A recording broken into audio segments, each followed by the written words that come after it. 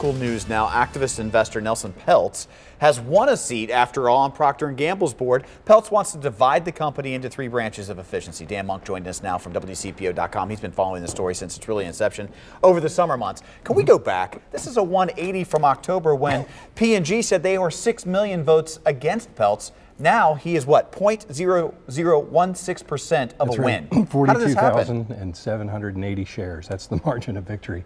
It happened because the original estimate was an estimate. They said at the time it was preliminary, and it was based on the number of proxies they got back from voters who sided with them.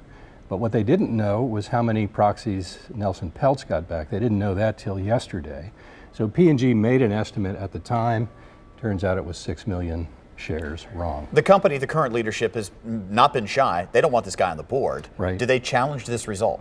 They're going to go through the voting with a fine-tooth comb, yes. They are going to challenge the result. They're going to go to Delaware and inspect the inspector of elections, and they're going to look at the ballots to make, or the proxies, to make sure that there wasn't a single shareholder whose vote was improperly counted. All right, so what does this mean? Is this a hostile takeover? Does this mean dramatic changes? And for those of us that don't work for P&G, what does it mean for the city in that 3-part question?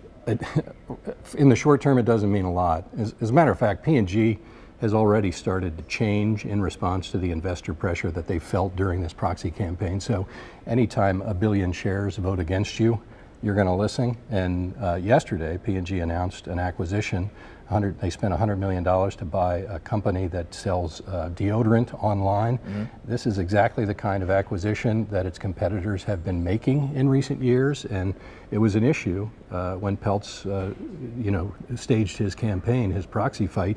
He said P&G wasn't responding to this kind of pressure, buying new upstarts and getting into new product lines. Instead, they were losing market share to companies like Dollar Shave Club. All right, Dan, we appreciate you joining us this morning. Nevertheless, anything happens big at P&G, especially with their board, we take notice. Catherine?